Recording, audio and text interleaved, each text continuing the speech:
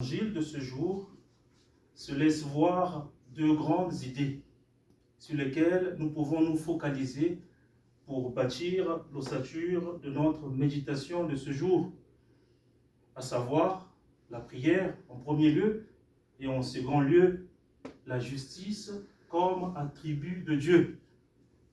Parlons de la prière. Saint Luc, qui est l'écrivain sacré de cette péricope, de cet extrait de l'évangile que nous venons de proclamer et écouter, mentionne que Jésus prononce une parabole. Jésus prononce une allégorie dans le but d'aider ses contemporains à pouvoir prier sans pourtant se décourager. L'allégorie ou la parabole prononcée par Jésus a pour but de les aider afin qu'ils puissent continuer de prier sans se décourager. L'obstacle ou la barrière dont Jésus voudrait que nous puissions enjamber ou surmonter est le découragement. Et cette parabole nous donne sans doute des outils pour enjamber cette barrière. Il y a la fidélité, il y a la confiance. Ces deux outils se lisent dans le comportement de la veuve qui vient voir ce juge. Mes frères, ces deux outils, la confiance et la fidélité, se trouvent bien dans la racine de ce mot qu'on appelle foi. Comme nous l'avons écouté à la fin, le Fils de l'homme, quand il viendra, trouvera-t-il la foi sur la terre? La foi du latin fides nous renvoie à la confiance et à la fidélité. Et Sainte Thérèse de l'Enfant Jésus disait, prier, c'est être en dialogue. Être en dialogue avec celui dont l'amour est sûr. Et de cet amour sûr jaillit la confiance et la fidélité.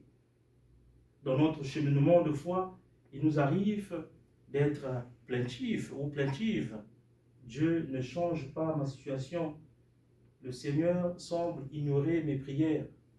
Cette attitude peut être remédiée par les paroles du prophète Isaïe. Isaïe chapitre 49, le verset 14, il dit « Une femme oublierait-il les pleurs de son enfant? Si même elle arrivait, moi le Seigneur, jamais j'oublierai. » Voilà ce que dit le prophète Isaïe. Demandons la grâce au cours de cette liturgie, la grâce de la confiance et de la fidélité. Le second point que j'ai annoncé, ou la seconde idée, était la justice comme attribut de Dieu. Dans ce texte, dans cette parabole, nous voyons comment Luc nous présente un tableau. Sous forme d'un tableau, il place un parallélisme entre le juge terrestre et le juge céleste. Le juge terrestre ne croit pas, ne respecte pas les hommes, ce juge-là. Il est mécréant, il ne croit pas. Mais il est bon, il finit par rendre justice. Combien de fois il montre une supériorité entre le juge céleste? Ces paroles nous renvoient sans doute à celles que Matthieu a prononcées, a eu à écrire sur Jésus. Si vous, les hommes qui êtes mauvais, méchants, vous savez donner du pain à vos enfants et non les scorpions, combien de fois votre Père qui est dans le ciel ne donnera-t-il pas son esprit à ceux qui le demandent?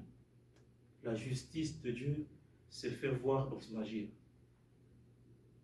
À première vue, le terme jugement ou justice renvoie à la condamnation. Mais si on peut se placer dans le registre de l'évangile, dans l'optique de l'évangile, justifié nous donnera gratifié. Le Seigneur nous a aimés pour que nous ayons la vie. Demandons la grâce d'être fidèles et d'être confiants afin que nous soyons gratifiés, vivifiés et tonifiés par le Seigneur. Amen. Amen.